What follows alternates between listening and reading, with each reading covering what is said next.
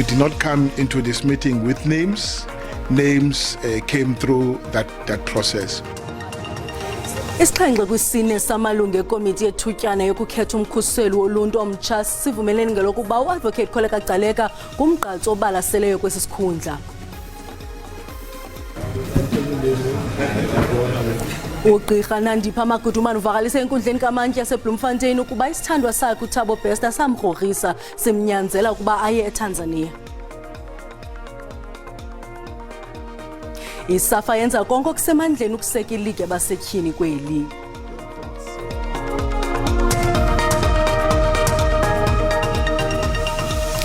Molweni emakhaya, samkele nababukeli kwijelo iDTT nankuvimba wangokuhlwanje. Ayinachaphaza inkqubo ekhokelele ekuphakanyisweni kwegama lika-advocate Kholeka Gcaleka njengomkhuseli woluntu omtsha okukuthethwa ngusihlalo wekomiti ebichophelele inkqubo umnumzana Cyril Xaba. Uadvocate Gcaleka olibambela mkhuseli woluntu ufumene ivoti ezininzi kule komiti njengoko ingamalungu epalamente asixhenxe amvoteleyo aze amane alichasayo igama lakhe. Uadvocate Kholeka Gcaleka uchazwa njengonomoya ophansi, umgqatsi ongashukumi ngokushukunyiswa, kwaye wadandalalisa umbono omhle ngezicwangciswa nazo ze-ofisi yomkhuseli woluntu asayikhokhela kwethutyana. Ezi zizimvo zamalungu epalamente ye-ANC akwikomiti ehluza igama lomkhuseli woluntu omtsha. Advocate Gcaleka demonstrated that she has both the character and the capability for that office. Throughout the interview, she demonstrated that with beyond any doubt from where I'm sitting.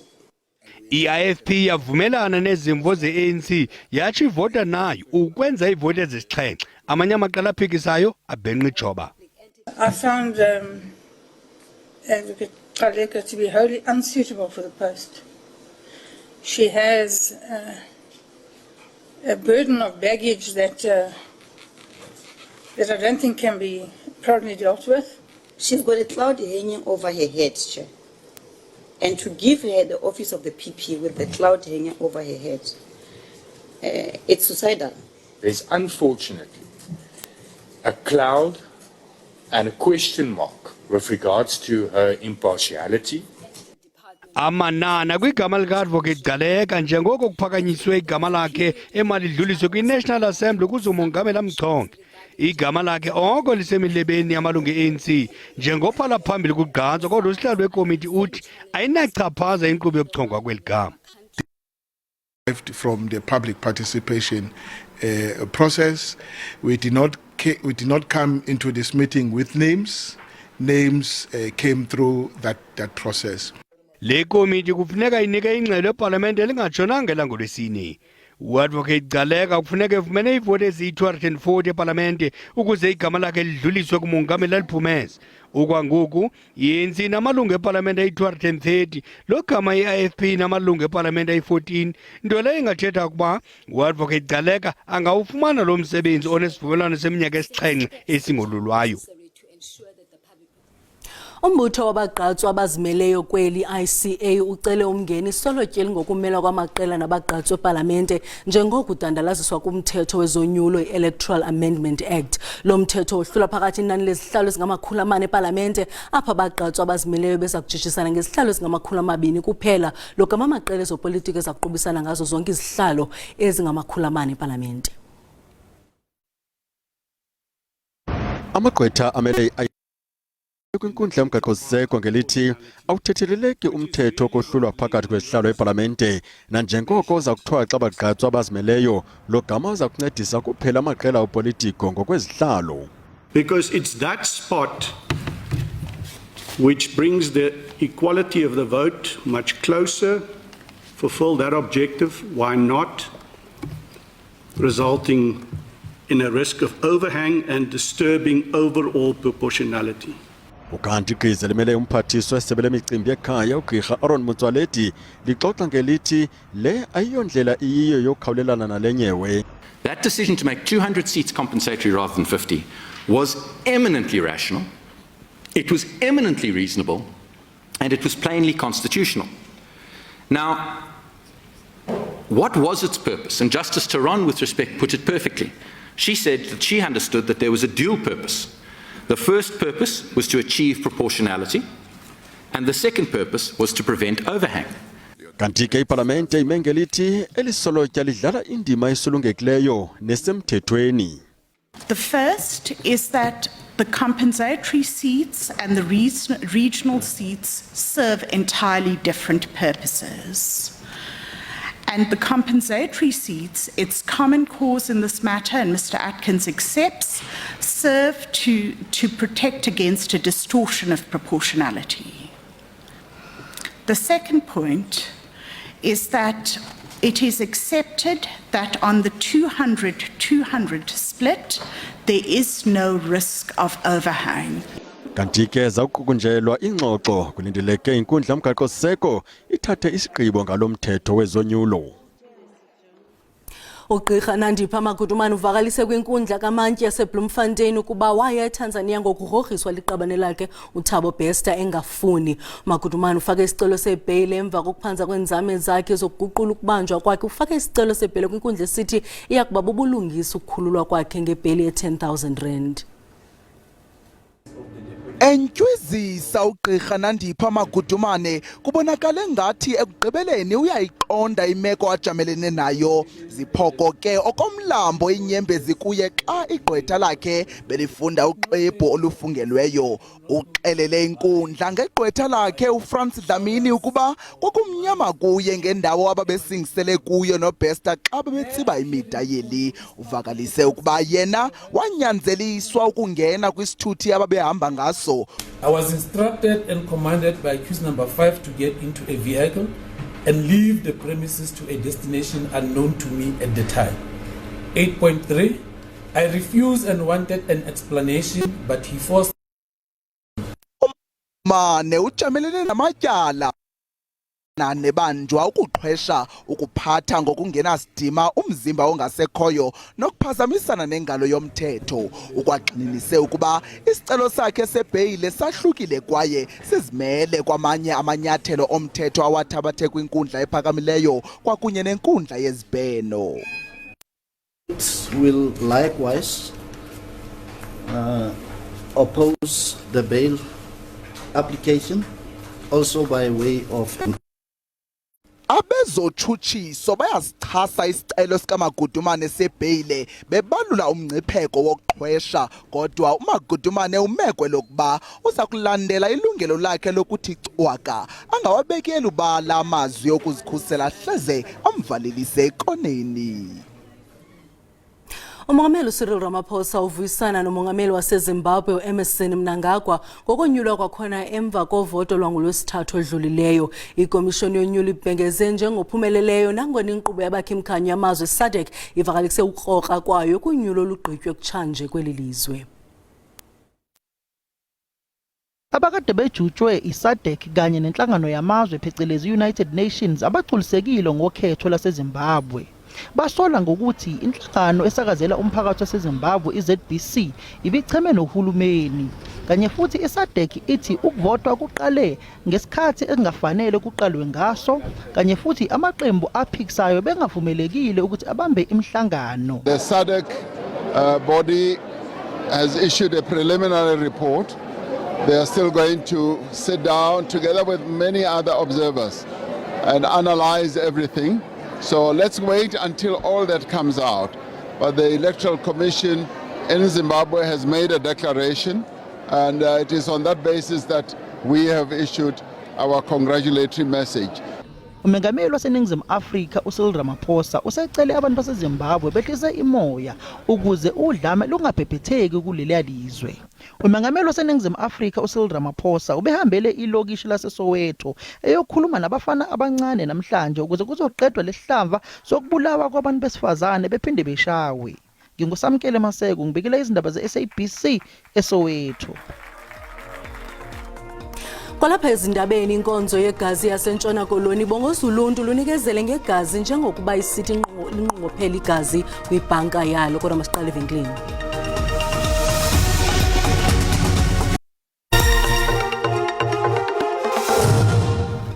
Sinamkele kwakhona kwindaba zelijelo. Uyakwazi ukubukela kwakhona izindaba kwijelo leYouTube uthi SABC Iindaba zesiXhosa kwinqaku lokuqala sithe. ayinachaphaza inkqubo ekhokelele ekuphakanyisweni kwegama lika-advocate Kholeka Gcaleka njengomkhuseli woluntu omtsha okukuthethwa ngusihlalo kwekomiti ebichophelele nkqubo umnumzana Cyril Xaba. U-advocate Gcaleka olibambela mkhuseli woluntu ufumene ivoti ezininzi kule komiti njengoko ingamalungu epalamente asixhenxe amvoteleyo aze amana alichasayo igama lakhe. Ngoku masicaphule izimvo zabantu kwikhasi lethu le-WhatsApp ngezityholo ezenziwe ngugqirha Magudumane zokuba wagrogriswa ukuya eTanzania. Bekufanele ba akafumani kwalo bheyile lo sisi lo.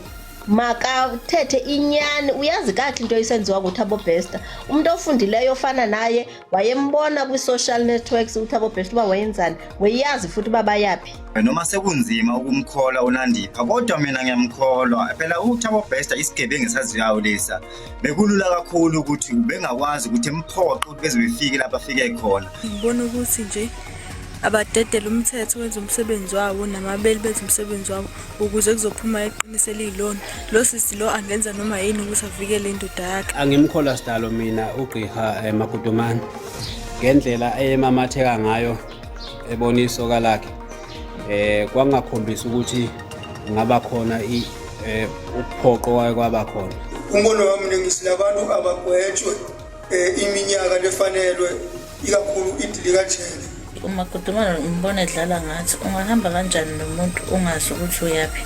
Udlala ngathi nje udlala ngengalo yomthetho yena uyazi ukuthi babe yaphi. Vele uma ngabe sefuna ukuphunyula uyakhuluma yonke into le agcina sekhuluma ongekona ukuze aphunywe kalula. So inkantolo mina bengathi kayenze ngendlela yayona. Thetha ubuxoki etywaleni uNandipha ebezazi kakuhle uba uyaphi ebengasoze ahambe nje eye endaweni angayaziyo. Lenyanga yamanina sesiphothula yini kona inkundla mayibe novelo ngakuye uSisinandipha. Ngingamkholwa mina kuba kaloku thina amadoda siyakwazi ukwalahlekisa amaqabani ethu. Kuhluku kakhulu ke msasazi into yokuhlukunyezwa sisinqanda mathe ngoba singabanye abantu asizuyikholelwa lento ithethwa ngulo mntwana uNandipha abe ephele ehlukumezeka. Iziko eliqokelela igazi kwiphondo lasentshona koloni lixhalabile ngezinga eliphantsi lokunikelwa ngegazi ngabantu kweli phondo kwaye limemelela uluntu kuba lunikezele ngegazi. Eliziko libambisene nombutho International We Love You Foundation likwiphulo lokukhuthaza ukunikelwa kwegazi kwanokuxinzelela ukubaluleka kokunikezela ngegazi. Untu liyabongozwa ukuba liyokunikezela ngegazi ukuze kusindiswe impilo zabantu. Xa kungoku liyaxhalabisa izinga lokunikela kwabantu ngegazi. Iziko eliqokelela igazi kwiphondo lasentshona koloni lithi banegazi elinganceda abantu iintsuku ezintathu nje kuphela xa kungoku. We always aim to have 5-day blood stock. If I look at my OPAs and O-neg, there's about 3-day blood supply in both. So we definitely need some more OPAs and O-negative donations in the coming days. Umbutho ongekho phansi kukarhulumente International We Love You Foundation uthi ukunikela ngegazi kuncedisa kwinhlalakahle yoluntu.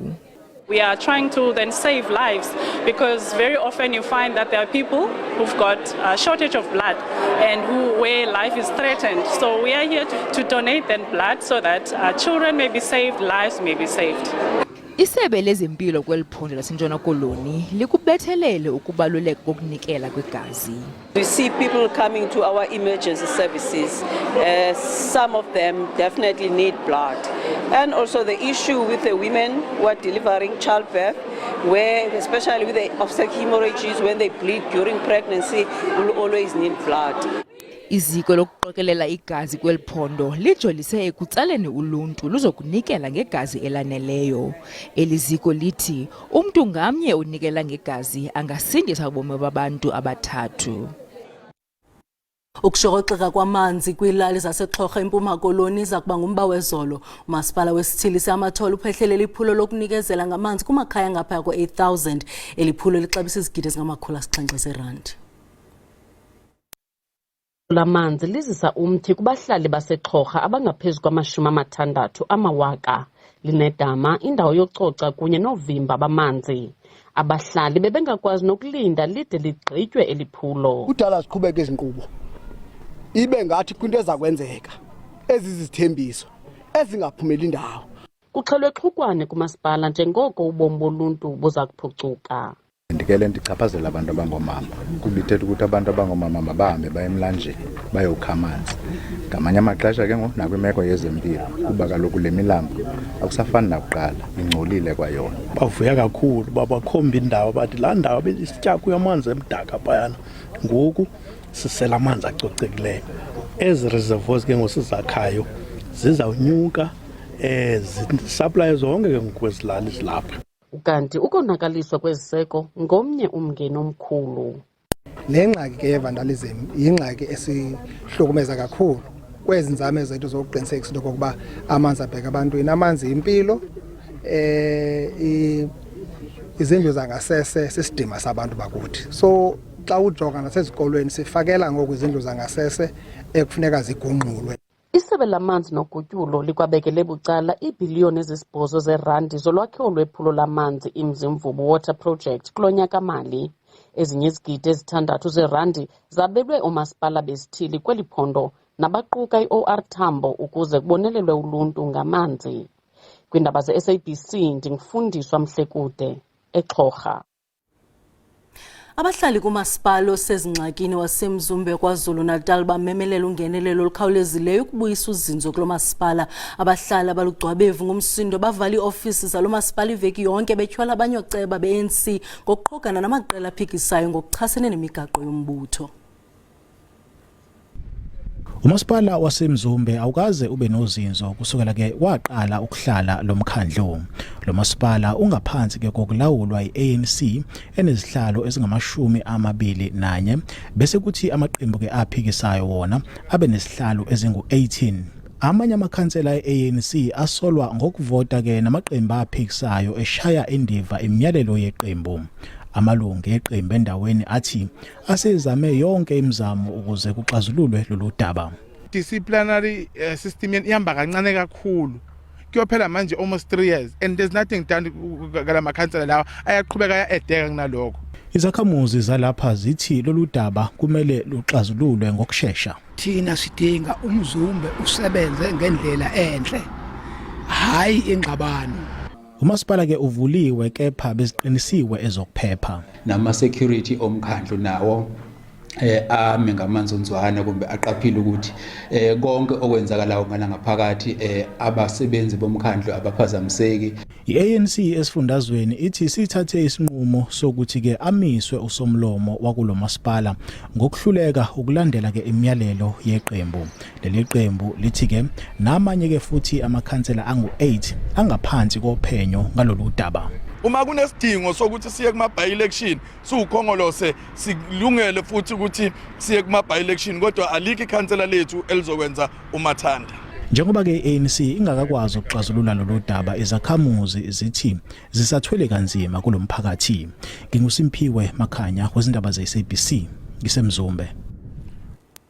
Olunye uqhankqalazo emathafini ngaphandle kwaseMbombela eMpumalanga abaqhankqalazi bamemelela ukuba amalungu eMathafini Trust anikeza ingxelo ngemali eyaqokelelwayo kubo kwiminyaka eli-10 beyinxalenye yayo. Olunye uqhankqalazo lwabantu ngethuba kusetyenziswa izinto ukuvala indlela. Abahlali batyhola amalungu eMathafini Trust ngokwehlisa ngomlenze izimali. Akwatyhola amalungu ale trust ngokuthengisa amanxiwa ngaphandle kwemvume yabahlali. iMathafini Trust ina 10 years ingenile la kuthi iphathe imali talomhlaba abazange babuya kithi. So thina sifuna betekithi ne-financial statement, ma-income nema-expenses. Onoteksi bagqibe kwelokuba bangenelele. Into lekhona lana ukuthi labantu balamathafeni labavala umgwaco basihlukubetela labantu lesisebenza ngabo, labantu ababavalela indlela ngibo belungu bethu. Sikhona kuphila sibeke itingo ematafuleni kungenxa yabo labantu lesibalayisha la. Kulunyukiswa abaqhubi izimoto baqhube bethe qwa kule ngingqi. The road is opened and motorists can be able to utilize it. We'll try and manage this particular situation. However, we want to send a sterling warning to the community members because I've seen, I was here earlier on in the morning, people that are throwing stones here, breaking bottles, spinning the tires, young kids, and you can see that it's those that they don't know what to do. They don't go to school, they don't do anything. Abahlali bafunge bamuncintupha ngelithi baxolele ukumila ingqemqolo kudla amahashe kube kanye de izikhalazo zabo zisatyelwe kunyakazela amapolisa kule ngingqi de imeko ibuyele esiqhelweni. Kwezemidlalo umbutho webhola ekhatywayo kweli SAFA yenza kangangoko ukumilisela iligi yamanina kwibhola ekhatywayo kweli. Ziyakhula izimemelelo zokusekwa kwale ligi kulandela ukuqhuba kakuhle kweqela lesizwe iBanyana Banyana kwindebe yehlabathi eAustralia naseNew Zealand. iBanyana Banyana ifikelele kwisigaba samaqela e-16 kwindebe yehlabathi. Lothukile uninzi lwamaqela kwindebe yehlabathi kukuba kanti uMzantsi Afrika awunayo iligi epheleleyo yebhola ekhatywayo kumanina kulandela kufikelela kweBanyana Banyana kumjikelo wamaqela ali-16. The professionalization of women's football is something that, we are really committed to. We've been speaking about that even before Banyana went to Sydney and New Zealand, because it's quite key that, we create an environment where our girls can focus solely on playing football. I-Hollywood Bets Super League ibisisikalo nje kodwa kusadingeka kwenziwe lukhulu ukuvala umsantsa phakathi kwamadoda namanina kwezemidlalo kweli. As far as professionalization of women's football is concerned, we are really committed to that, and we will continue pushing aggressively in terms of getting sponsors on board. Isivumelwano senkxaso-mali kweli phulo sithathe unyaka ukuqosheliswa. We see a lot more scouting opportunities for the youth in these leagues that will be able to be seen, and at the end of it be able to play for Bafana one day. Kanti ke iligi yenqila iza kuvelisa amaqela amabini kwiphondo ngalinye eliza kudlulela kwi-ABC Mutsipe League. Sibulele mawethu ngisibuleka indlebe busuku benzolo.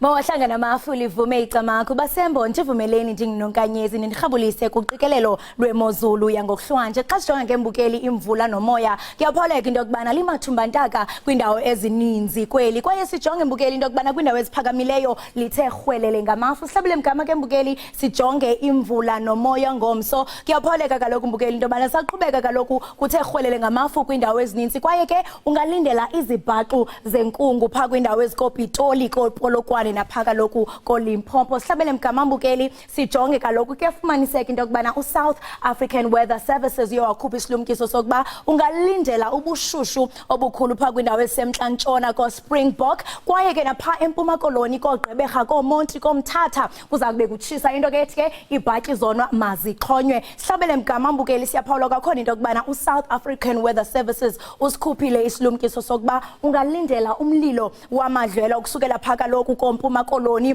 ukunyukela kaloku siye phaa kwindawo eziphako Upington nakwindawo kaloku ezikwela cala lasentshona Koloni into ethi ke mbukeli xa ubona nje umoya uqhuma qiniseka into yokubana uchukumisa amagosa sihlabele mgama sijonge amaqondo obushushu ngokuhlwa kuyaphawuleka mbukeli into yokubana aphantsi ke xa sijonga phaa koMusina ngu-11 degrees koPhalabhura ngu-13 xa sijonga ke kwelikamageba koRichards Bay naseThekwini babambene ngamanqaku ngaye u-15 degrees phaa koMthatha koMount Frekwabhaca ngu-11 degrees kanti ke mbukeli phaa eKapa Lodumo nguye u-13 xa sijonga kaloku mbukeli phaa kwiintaba ezixananazileyo zakoClocoland ekuphumleni nguye u-4 degrees phaa eBloemfontein chuncembe mbukeli sijonge amaqondo obushushu ngomso kuyaphawuleka into yokubana kulifudumele ke kwiindawo ezininzi siyafumanisa kaloku Richards Bay nguye u-27 koSajonisi esinuka nguye u-27 nakhona kanti ke liyaqhuma liqela unogqaza phaa eMthatha kuba kaloku mbukeli njengokubona ubana nguye u-32 koKapa Lodumo nguye u-23 maziqhuma ingqawe emaxhekweni Xhosa.